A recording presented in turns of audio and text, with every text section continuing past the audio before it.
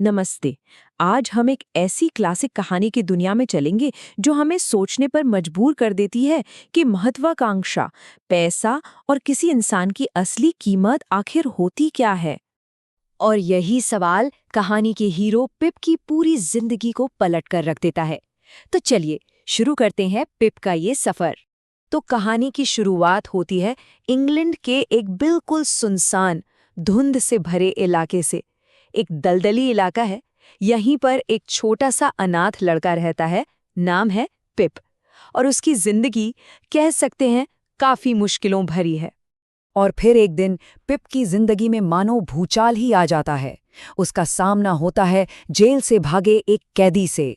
और ये कैदी उसे डराता है, धमकाता है और कहता है कि उसके लिए खाना और एक रेती लेकर आओ। पिप डरा हुआ तो बहुत है, लेकिन उसमें दया भी है। तो वो उस कैदी की मदद कर देता है। पर ये जो काम वो करता है ना, ये एक राज बनकर उसके छोटे से दिल पर एक भारी बोझ बन जाता है। अब अगर पिप के घर की बात करें तो वहां उसकी दुनिया बिल्कुल दो हिस्सों में बटी हुई थी। एक तरफ तो उसका बहनोई है जो एक लोहार है और उसे बेहद प्यार करता है, बिना किसी शर्त के। और दूसरी तरफ है उसकी अपनी सगी बहन, जो बहुत ही सख्त है और हमेशा उसे डांटती फटकारती रहती है। फिर एक दिन पिप को एक अजीब, बहुत ही अमीर औरत के घर से बुलावा आता है।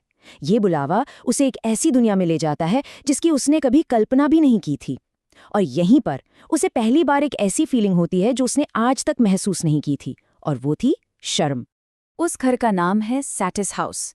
वहां उसकी मुलाकात होती है एस्टेला से। एस्टेला बहुत खूबसूरत है, पर उतनी ही बेरहम भी। वो पिप के साधारण रहन सहन, उसके कपड़ों, उसके बोलने के तरीके का मजाक उड़ाती है। और उसकी बातें पिप के दिल में तीर की तरह चुभ जाती हैं। ये पहली बार था जब पिप को अपनी ही जिंदगी से शर्माने लगी थी। उसे अपने सबसे प्यारे दोस्त जो से शर्माने लगी, और तो और लोहार बनने का जो उसका सपना था वो भी उसे छोटा लगने लगा।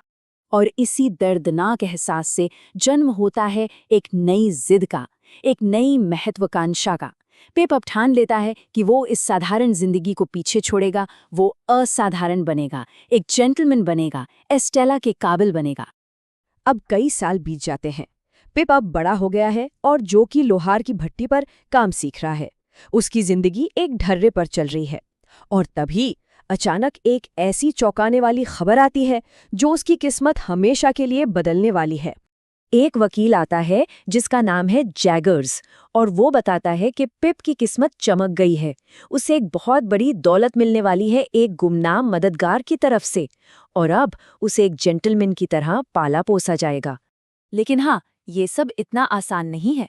इस तोहफे के साथ एक बहुत सख्त शर्त भी है। और इसकी जो कीमत पिप को चुकानी पड़ती है वो है अपने सबसे प्यारे जो से दूरी। वो जो को पीछे छोड़ देता है, जिसका दिल टूट जाता है।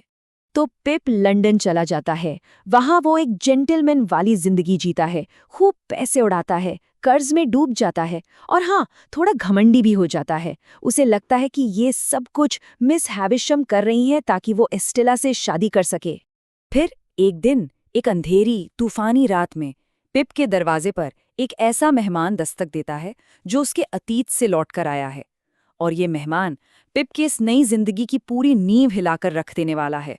सोचिए, इतने सालों से पिप एक ही बात मानकर जी रहा था। उसे पक्का यकीन था कि उसका मददगार कौन है। लेकिन जो सच अब सामने आने वाला है वो उसकी कल्पना से भी परे है। मतलब पिप की ये जो ग्रेट एक्सपेक्टेशंस वाली जिंदगी है ना, ये एक बहुत बड़े झूठ पर, एक धोखे पर टिकी हुई है। और अब ये पूरा महल ताश के पत्तों की तरह ढहने वाला है। और वो मेहमान कौन है? वो है एबल मैग्विच।